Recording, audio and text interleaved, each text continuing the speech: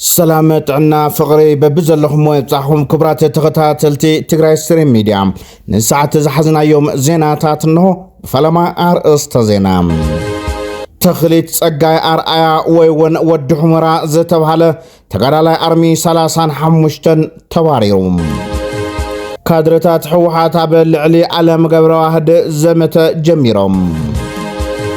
مرمرتي بوليس كيحا ودي 19 عامت منأسي مقتالهم ترقاقيصهم أمريكا نأبزحا تقارو زقود زتبهاله وصانه وصينا نرمينا ذيو من كالوتن زيناتات حزنا لكم لنا لايك بمقبار نخد جمرو بغبرن تحتنا حاتيتنا سناي مكتتال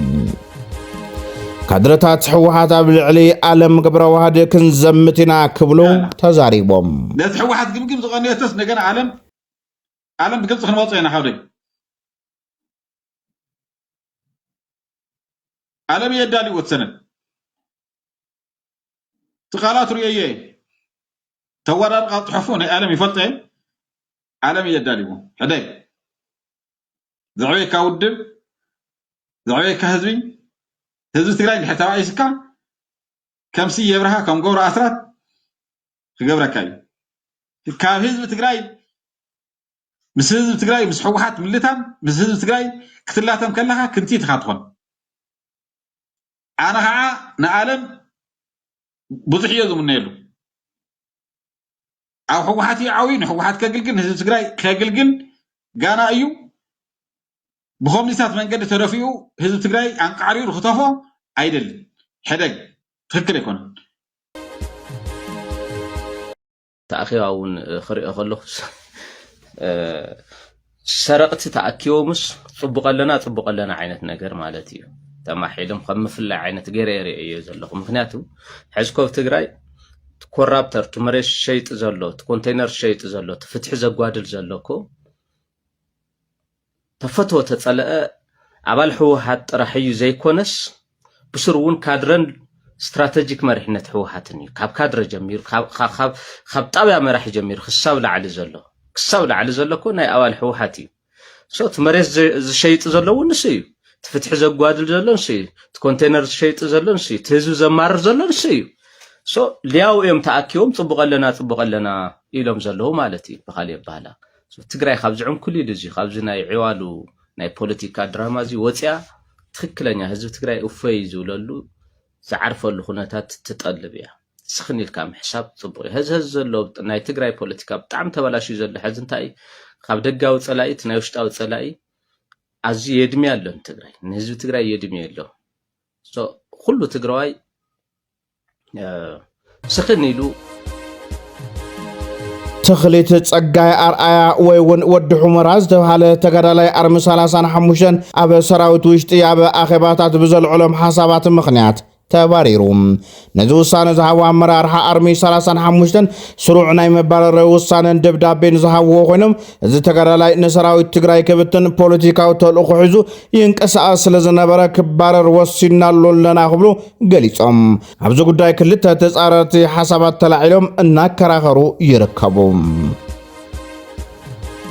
مرمرتي بوليس كي حاود 19 عامت منسي مقتالم ترقاقيصم نادنايل سلومون زتبهاله ود 19 عامت منسي بلت كل تورح 14 نقو 4 ساعات ناي تغلاي ترافيك زبهال بوليس ترافيك موتر طفئ بزبل كاب منبر قزو داولاديتو بطرطار مس كالوت 4 مناسي توسيدو تأثير منباروز تفلطوينم تأثيرهم دحر معاد ليتي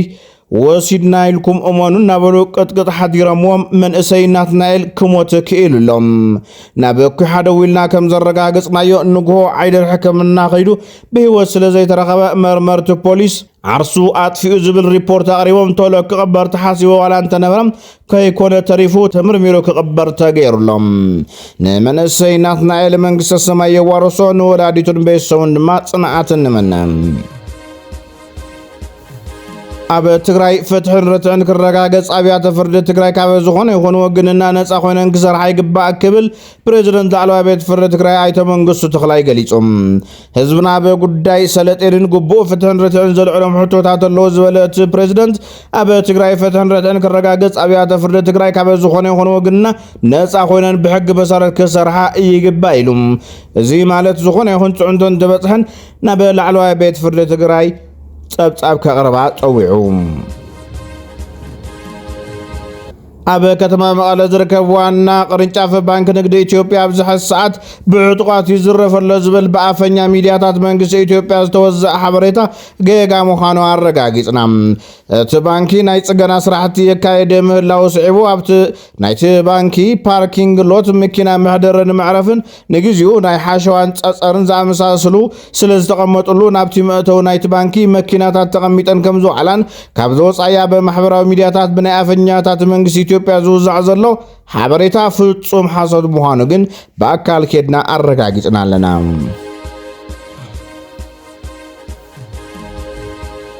ድሕሪ 9 መዓልቲ ሓደ ብቫይረስ ማርበርግ ዝተሓዘ ሰብ ምርካቡ ተጸብጺቡ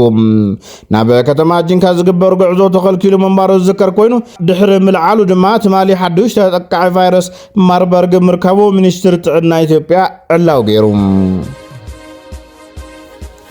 ኣሜሪካ ንኣብዝሓ ተጋሩ ዝጎድእ ዝተባሃለ ውሳነ ወሲና ኣሜሪካ ኣብ ሃገረይ ክጸንሑ ሕጋዊ መሰረት ዘይብሎም ዜጋታት ኢትዮጵያ ኣብ ውሽጢ 60 መዓልቲ ካብ ሃገረይ ይውፅኡ ክትብል ኣውጃላ። እዚ ጉዳይ እንታይ እዩ? ካብ አሜሪካ ዝተላኸ ናይ አምሓርኛ መግለጺ ክንእንግደኩም። ማብራራት የሚያስፈልገው ቲፒኤስ ምንድነው ነው? ቲፒኤስ ማለት ቴምፖራሪ ፕሮቴክሽን ስታተስ ነው። የአሜሪካ መንግስት በጦርነት ከሚጠቁ ሀገሮች ወር ደግሞ ሁማኒቴሪያን ክራይሲስ ካለባቸው ለምሳሌ እንደ ፔሩ አይነት የመሬት መንቀጥቀጥ ከገጠማቸው ሀገሮች የሚመጡ ሰዎችን ለ18 ወራት አንዳንዴ ለ2 ዓመት አንዳንዴ ለ6 ወር የሚሰጠው ፕሮቴክሽን ነው። እንደ ስሙ ቴምፖራሪ ነው፣ ጊዜያዊ ነው፣ ጊዜያዊ ፕሮቴክሽን ነው። ለኢትዮጵያ ይሄ ከ1991 ጀምሮ ነው ቴምፖራሪ ፕሮቴክሽን ስታተስ የአሜሪካ መንግስት መስጠት የጀመረው። ለኢትዮጵያ ግን ይሄ የዋለው ከትግራይ ጦርነት ወይም ደግሞ የኢትዮጵያ መንግስትና የትግራይ ሪጂናል ገቨርንመንት ያደረጉትን ጦርነትና ያን ተከትሎ የመጣውን ሁማኒቴሪያን ክራይሲስ አስከትሎ ከኢትዮጵያ የመጡ ሰዎች በጠቅላላ ከዲሴምበር 12 2022 በፊት ወይም 2022 ላይ ነው ዲዚግኔት የተደረገው ዲሴምበር 12 2022 ግን የተሰጣቸው ሰዎች ከኦክቶበር 2022 በፊት የገቡ ሰዎች ነበሩ። ለሁለተኛ ጊዜ የአሜሪካን መንግስት የባይደን አድሚኒስትሬሽን የኢትዮጵያን ሁኔታ አሰስ አድርጎ አሁንም ቲፒኤስን ወይም ቴምፖራሪ ፕሮቴክሽን ስታተስን የሚያስቀጥለው ብሎ በማመኑ ለሁለተኛ ጊዜ በ2024 አስቀጥሎት ነበር። ከኤፕሪል 11 2024 በፊት አሜሪካ የገቡ ሰዎች ሁሉ የዚህ የቴምፖራሪ ፕሮቴክሽን ስታተስ ለ18 ወራት አግኝተው ነበር። እንግዲህ ይሄ ያበቃው ዛሬ ዲሴምበር 12 2025 ነው። የቴምፖራሪ ፕሮቴክሽን ስታተስ በይፋ አብቅቷል። በይፋ አብቅቷል ማለት በቴምፖራሪ ፕሮቴክሽን ስታተስ ላይ ያሉ ሰዎች ስታተሳቸውን ዛሬ አጥተዋል አይደለም። ዲኤችኤስ እንደገለጸው ለ60 ቀናት ስታተስ ይኖራቸዋል እስከ ፌብሩዋሪ 12 2026። ከፌብሩዋሪ 13 2026 ጀምሮ የዲኤችኤስ ኢንፎርስመንት ሜካኒዝሞች ላይክ አይስ ወጥተው ኢትዮጵያኖች በዚህ ስታተስ ላይ ያሉትን ሊያስሩ ይችላሉ። አንዱ ሌላው የኢትዮጵያ ቲፒኤስ ለኢትዮጵያኖች ብቻ የተሰጠ አይደለም፣ ከኢትዮጵያ ለመጡ ሁሉ የተሰጠ ነው። ማለትም ከኢትዮጵያ ለመጡ ኤርትራውያን፣ ከኢትዮጵያ ለመጡ ሱዳናዊዎች፣ ከኢትዮጵያ ለመጡ የሌላ ሀገር ዜጎችም የቴምፖራሪ ፕሮቴክሽን ስታተሱ ያገለግላል። ለምሳሌ እኔ ጋር የቱርክ ዜጋ የሆኑ ሰዎች በኢትዮጵያ ቴምፖራሪ ፕሮቴክሽን ስታተስ የሚጠበቁ ያሉ አፕሊካንቶች ማለት ነው። ስለዚህ እነዚህ ሁሉ ነው ቴምፖራሪ ፕሮቴክሽን ስታተሳቸውን ዛሬ ጀምሮ የሚያጡት ማለት ነው። በእርግጥ ስታተስ ግን እስከ 60 ቀን እስከ ፌብሩዋሪ 12 2026 ዓ.ም ድረስ ይኖራቸዋል። ይዛዘም ኣብ ዘሎ 2025 ኣቆጻጽራ ፈረንጂ 126 ጋዜጠኛታትን ክኢላታት ሚድያን ተቐቲሎም ኢሉ ሲፒጄ ትካል ደብ አልቦ ጋዜጠኛታት RSF በወገኑም ታህሳስ 2018 ዓመተ ምህረት ኣብ ዘውፅኦ መግለጺ እዚ ክዛዘብ ሒደት ሰሙናት ተሪፍዎ ዘሎ ዓመተ ምህረት ፈረንጅ ንጋዜጠኛታት ኣዝዩ ፈታን ዓመት ምንባሮም መላኺቱም ከም ጸብጻበት ትካል ደብ አልቦ ጋዜጠኛታት RSF ኣብዚ ዓመት ዝልዕሊ 500 ጋዜጠኛታት ኣብ ማእሰርትን ስቃይን ይርከቡ ኢሎም ኣብ ብርክት ዝበለ ኩርናዓት ዓለምና ዝኸዝመት ዘሎ ፖለቲካዊ ቅልውላዊ ምኽንያት ሞት ጋዜጠኛታት ናስኸ ይመጽእ ምህላው ኣብ ጸብጻቡ ኣነጺሩሎ ኮሚቴ ተሓለቕቲ መሰል ጋዜጠኛታት CPJ ኣብ መወዳእታ ማእኸላይ ባንኪ ፈረንሳይ ኣብ ጀኖሳይድ ሩዋንዳ ተሳቲፉ ብዝብል ክስ ቀሪቡሎም ሓበራዊ ሲቪላዊ ውድባት ብዝባል ትካል ዝተወከሉ ከሳስቲ ቅድሚ 20 ዓመታት ኣብ ሩዋንዳ ማሕበረሰብ ቱሲ ጀኖሳይድ እንትፍጸሞም ተሳቲፉ ብዝብል ንማእኸላይ ባንኪ ፈረንሳይ ስሩዕ ክስ ቀሪቡሎም እቲ ክስ ኣብ ሃገር ሩዋንዳ ጀኖሳይድ ይፍጸም ኣብ ዝነበረሉ እዋን ናብቲ ዓዲ ዝኾነ ናይ ገንዘብ ዝውውር ንኸይግበር ብውድብ ሕቡራት ሃገራት እገዳ ተነቢሩ እናሃለወ ማእኸላይ ባንኪ ፈረንሳይ ግን ብናይ ሎሚ ሸርፊ $486,000 ዝግመት ገንዘብ ናብ ብሔራዊ ባንኪ ሩዋንዳ ንኽመሓላለፍ ፈቒዱ ዝብል እዩ ኣብቲ እዋን 7 ናይ ገንዘብ ዝውውራት ከም ዝተፈጸመ ዝገለጹቶም ከሰስቲ እቲ ገንዘብ ንምፈጸም እቲ ጀኖሳይድ ውዕሉ ክኸውን ከም ዝኽእል ጥርጣረኦም ኣቕሪቦም ክስ ዝቐረበሉ ማእኸላይ ባንኪ ፈረንሳይ ብወገኑ ነቶም ዝውውራት ገንዘብ ዘመላኽት ኣሰር ከም ዘየለን ልዕሊ 10 ዓመት ዘቑፀሩ መብዛሕትኦም ሰነዳት ብተኸታታሊ እናጥፍአ ከም ዝመጸነ ገሊጹሎም ክቡራት ተኸታተልትና ነሳዕ ዝሓዝናዮም ዜናታት ነዞም ተኸታተልኩሞም ይመስል ነይሮም ንመከታተልኩም ኣመስጊና ሰላም ንህዝቢ ትግራይ ሰላም ንኹሉ ወዲ ሰብ